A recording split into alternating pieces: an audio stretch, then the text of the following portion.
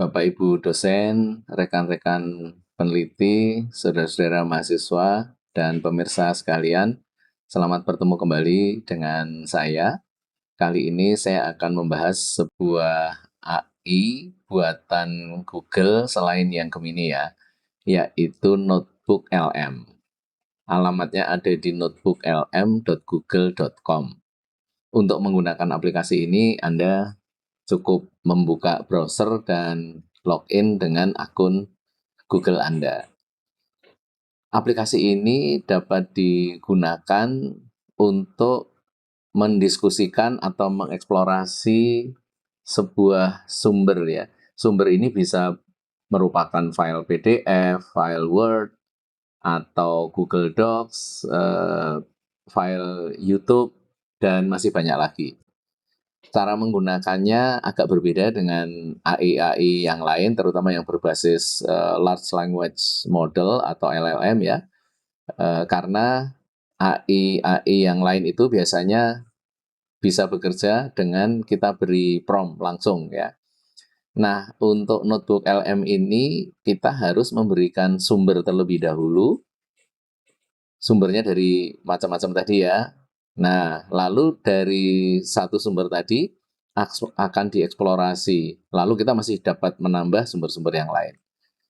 Lalu aplikasi ini cocok digunakan sesuai namanya ya, yaitu untuk mengeksplor sebuah topik. Jadi seperti ketika kita sedang mengikuti kuliah atau sedang mempelajari sesuatu atau kita sedang menyiapkan artikel gitu ya. Nah, nanti akan saya tunjukkan caranya. Tampilannya seperti ini, kebetulan saya sudah menggunakan beberapa saat ya, sehingga sudah ada beberapa topik di sini. Kalau Anda baru mulai tentu hanya ada satu icon kosong ini ya, create new notebook gitu. Kalau Anda akan memulai nanti klik di situ atau klik di create new ini ya. Sebagai contoh di sini saya akan menunjukkan penggunaan notebook LM ini menggunakan file YouTube ya. Ini kebetulan ada YouTube saya.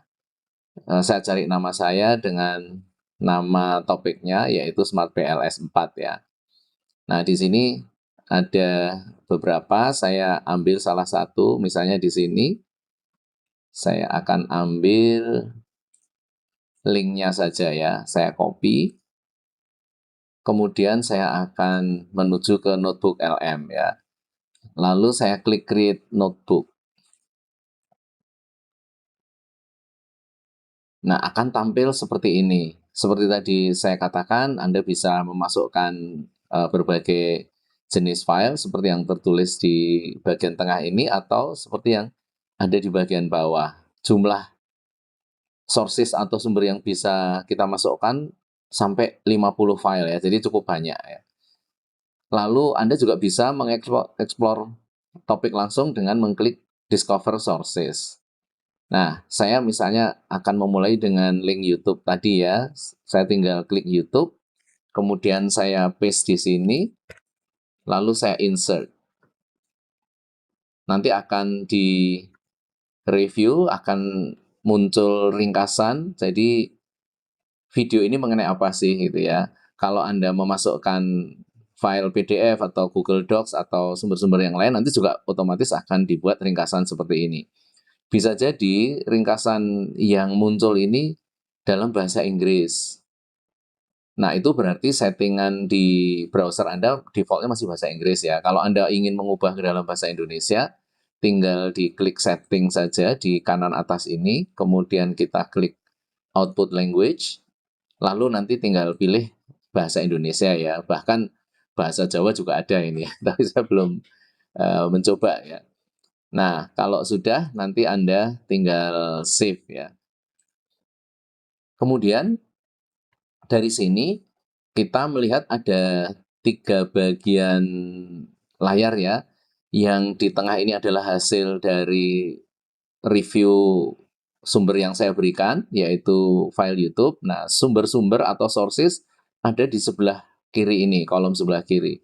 Lalu di sebelah kanan bawah, ini nanti ada note, merupakan hasil-hasil yang kita simpan. Jadi ketika kita mendiskusikan sebuah topik, tidak selalu hasilnya itu langsung bisa kita pakai ya. Kita masih berdiskusi dulu dengan notebook LM, lalu kalau sudah hasilnya bagus, nanti kita masukkan ke dalam notes ini.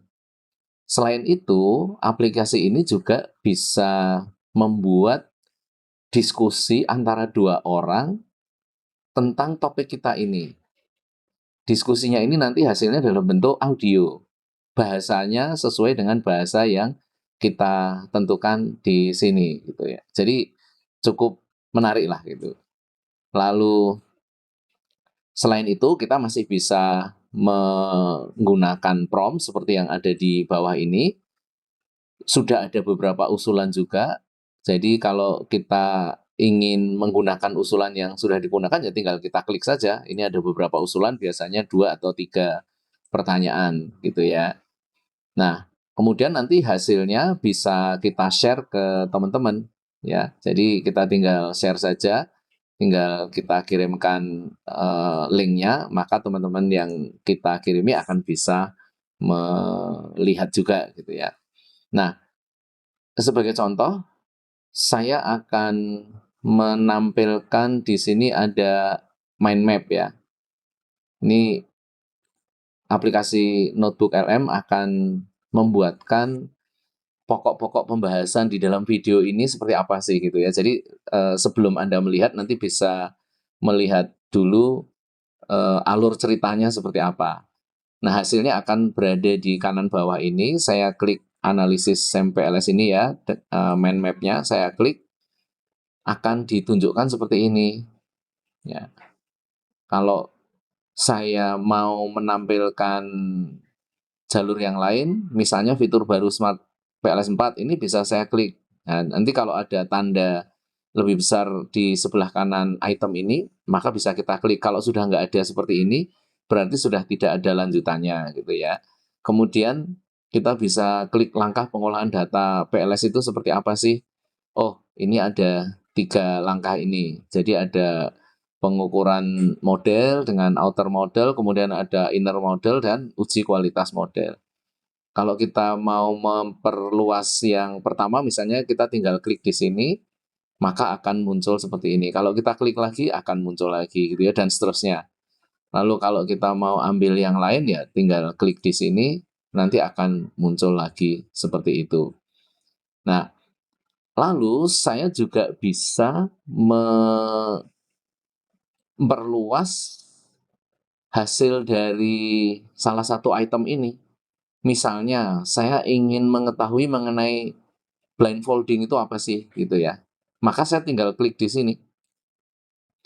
Tinggal klik di sini, maka Notebook LM akan segera membuatkan naskahnya. Lalu saya bisa tutup ini atau saya bisa mendownload mind map-nya ini gitu ya. Kalau di-download ya nanti bentuknya PNG, tinggal saya simpan aja. Kalau ini sudah selesai saya bisa tutup. Nah, ini mengenai blindfolding tadi akan dijelaskan seperti ini.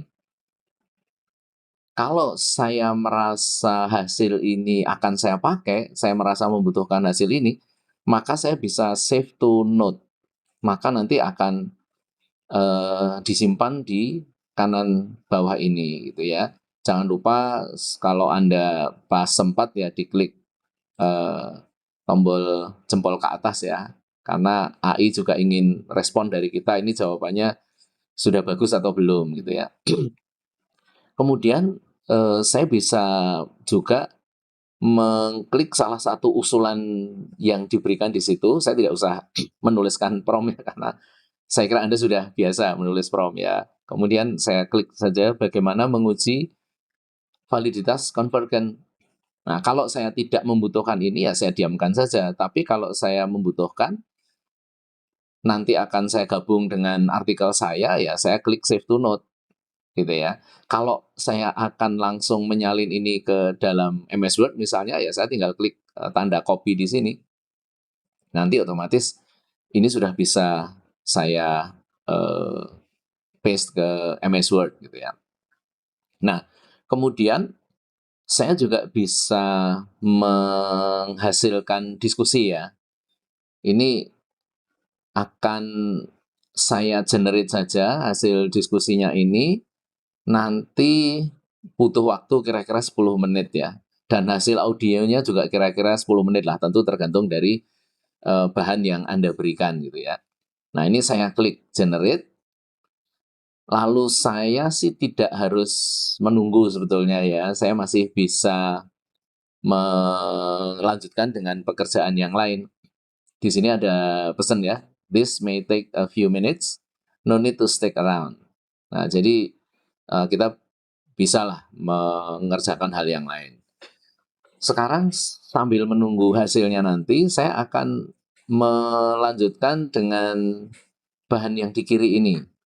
Saya bisa mengupload file atau saya bisa minta bantuan notebook LM mencari sumber-sumber yang lain gitu ya. Saya ingin discover gitu. Lalu saya bisa menuliskan topik yang ingin saya bahas dengan notebook LM ya. Misalnya kata kunci ini yang harus saya tulis akan dicari di sumber-sumber paper ya. Misalnya saja saya akan menggunakan topik bisa bahasa Indonesia, bisa bahasa Inggris. Tentu saja kalau bahasa Indonesia database-nya lebih sedikit ya, karena lebih terbatas. Kalau kita pakai bahasa Inggris ya lebih luas gitu ya. Misalnya saja, misalnya saja SMPLS gitulah ya. Ini topik yang luas gitu ya. Kemudian saya tinggal submit saja, lalu akan dicari di internet sumber-sumber yang berkaitan dengan itu. Tetapi sayangnya ya memang kita tidak bisa mengontrol ya. Jadi saya tidak menganjurkan Anda mengikuti sepenuhnya temuan dari notebook LM ya. Alangkah lebih baiknya Anda mencari sendiri sumber-sumbernya, lalu di-upload di sini gitu ya. Nah, kebetulan di sini tidak begitu banyak yang bisa kita gunakan ya, sehingga kita bisa cari lagi atau saya mau mengambil misalnya cukup beberapa saja ya, misalnya ini yang saya ambil dari satu ini kemudian saya import, bisa saja seperti itu. Atau saya bisa mencari dari sumber yang lain ya. Mediating variable PLS gitu. Ada nggak gitu ya. Kalau ada ya bisa kita tambahkan, kalau tidak ada kita bisa mencari dengan kata kunci yang lain. Nah, misalnya seperti ini ada beberapa lagi ya. Ini kebetulan hasilnya lebih bagus karena lebih banyak yang menyangkut topik yang saya cari ya. Ini misalnya saya ambil semua ya bisa. Lalu saya masukkan ke sana, maksimal tadi 50 ya. Nah, nanti setelah referensi ini terkumpul, saya bisa memilih di antara file-file ini atau biarkan semuanya terpilih lalu saya menanyakan sebuah pertanyaan kepada notebook LM ya. Kalau saya memilih hanya tertentu saja, misalnya ini saya matikan ya, tidak semua, lalu saya ingin menggunakan salah satu saja, katakanlah cara menguji mediasi ini gitu ya. Lalu saya bisa menanyakan di sini bagaimana cara menguji mediasi di PLS. Maka jawabannya akan berasal dari satu naskah ini saja gitu ya. Tapi kalau saya mau menambahkan sumber yang lain ya saya tinggal klik kira-kira sumber-sumber yang bisa menjawab pertanyaan itu tadi gitu ya. Kemudian saya klik. Nah, sementara itu hasil audionya sudah selesai selama ini filenya 9 menit 39 detik ya. Nah, ini uji mediasi sudah dijelaskan dengan cukup panjang lebar ya. Kita bisa salin ke MS Word, bisa perluas dengan aplikasi AI yang lain ya dan seterusnya. Kalau saya merasa memerlukan ini, saya tinggal masukkan lagi ke save to note ya, sehingga di sini sudah akan terkumpul gitu ya. Lalu kita bisa dengarkan hasil audionya tadi ya, kita play saja walaupun nanti kita bisa download juga gitu ya. Kita bisa share, kemudian kita bisa download di sini nanti filenya bentuknya WAV ya. Nah, kita play saja. Hasilnya kira-kira seperti ini, tidak akan saya play semuanya ya, tapi sebagian di depan saja. Selamat datang kembali di pembahasan kita. Nah, kali ini kita mau coba gali lebih dalam soal Smart PLS versi 4 ya. Khususnya untuk analisis SIMPLS, ini berdasarkan satu video tutorial yang cukup jelas. Tujuan kita sih simple aja. Mau lihat apa aja yang baru di versi 4 ini, bedanya apa sama versi 3, terus ya langkah-langkah utamanya gimana sih kalau mau analisis pakai ini. Buat Anda yang pengen cepet paham, intinya. Betul sekali. SIMPLS ini kan gampangnya metode statistik buat kita ngelihat hubungan yang agak rumit gitu ya, antar konsep-konsep yang nggak kelihatan langsung, kayak kepuasan atau loyalitas gitu. Nah, kita ukurnya lewat indikator, biasanya dari kuesioner. Oke, nah yang langsung menarik dari video itu, katanya Smart PLS 4 ini sekarang bisa langsung baca data Excel ya. Ini kayaknya lumayan banget ya perubahannya. Oh iya, itu salah satu kemudahan utamanya sih. Jadi nggak perlu repot konversi ke CSV atau format teks lain dulu kayak versi sebelumnya. Proses Nah, itu kira-kira hasilnya ya. Jadi cukup cukup bagus dan cukup halus ya. Ini tentu akan sangat membantu kalau kita misalnya ingin mendengarkan sambil santai atau mungkin pas di kendaraan atau di perjalanan gitu ya, kita salin ke handphone atau ke pemutar audio, kemudian kita dengarkan, tentu mata bisa sedikit istirahat lah gitu ya. Nah, kira-kira seperti itu ya, kalau kita mau menggunakan notebook LM.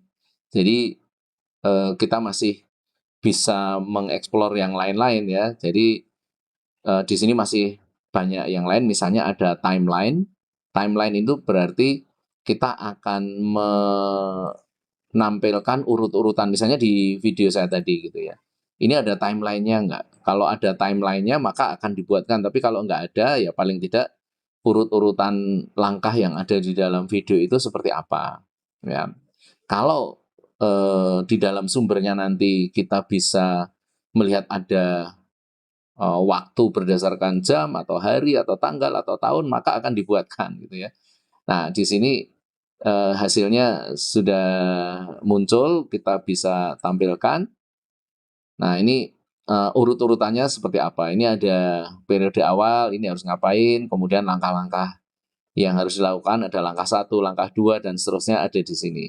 Nah, jadi ini sangat membantu kalau Anda ingin membuat buku tutorial misalnya gitu ya. Kemudian ada aktornya siapa saja gitu. Kadang-kadang di dalam sebuah video YouTube ada beberapa orang sebagai narasumber ya, nanti akan disebut juga gitu. Lalu Anda bisa menghapus juga ya kalau tidak mau.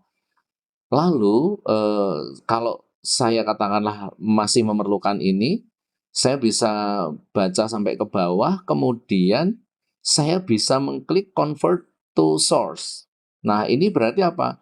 Berarti hasil tulisan ini atau hasil notebook ini akan dimasukkan sebagai salah satu sumber yang nanti akan bisa digunakan untuk menjawab juga. Jadi ini hasil jawaban, tapi nanti bisa juga dijadikan sumber untuk pertanyaan-pertanyaan yang lainnya gitu ya. Ya seperti kita mempunyai notebook lah gitu ya. Jadi setelah menyatat ke sana kemari, lalu nanti kita simpan, kita punya pertanyaan yang lain yang jawabannya ada di situ gitu. Jadi sangat membantu lah ini gitu.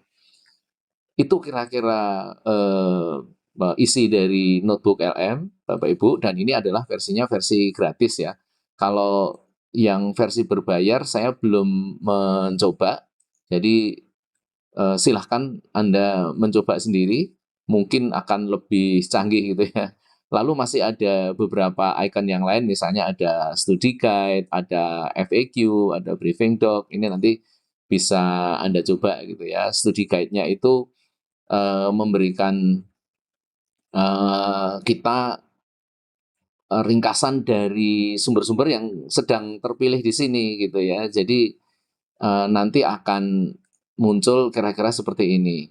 Ya, jadi dari 4 sumber tadi kalau saya merasa sudah paham, nah nanti akan bisa kita coba dengan begini ya. Ini kayak self evaluation gitu ya. Ini pertanyaan nomor 1 kira-kira bagaimana? Jawabannya kalau kita nggak tahu ya ini ada di sini. Lalu ada pertanyaan IC juga. Nah, ini bisa dimanfaatkan oleh para dosen atau para tutor untuk memberikan soal latihan kepada peserta didiknya gitu ya. Nah, jadi sangat-sangat membantu. Demikian juga dengan briefing doc ini juga sangat membantu seperti ringkasan kalau pakai PowerPoint lah gitu ya. Nah, ini hasilnya akan seperti ini. Jadi kalau kita punya bahan yang sudah sangat banyak atau sudah sangat tebal misalnya ya, lalu kita ingin belajar cepat ya caranya begini. Tetapi saya tetap menganjurkan kepada Anda untuk membaca secara lengkap buku atau tutorial yang ada gitu ya. Karena naskah-naskah itu ditulis tentu untuk memberikan pemahaman yang lengkap kepada pembacanya ya. Nah, ringkasan-ringkasan ini kan seperti helikoptering. Jadi kita ingin tahu dulu sumber ini bicara tentang apa sih? Oh, kalau isinya tentang ini menarik, maka saya harus membaca secara lengkap gitu. Jadi kalau Anda membaca hanya ringkasan ya Anda tidak akan melihat cerita lengkapnya gitu ya. Kalau Anda sudah selesai dengan diskusi ini kemudian kita ingin kembali ke depan, maka tinggal klik aja icon di kiri atas ini ya. Maka kita akan sudah kembali ke depan, Anda bisa kembali ke topik-topik yang sudah pernah Anda diskusikan sebelumnya. Nah, kira-kira seperti itu. Kalau Anda sudah mencoba, silahkan berikan komentar di kolom komentar YouTube saya. Kita bisa sedikit ngobrol di sana, gitu ya. Terima kasih sudah menyaksikan video ini. Sampai ketemu lagi di video-video saya yang lain. Sampai jumpa.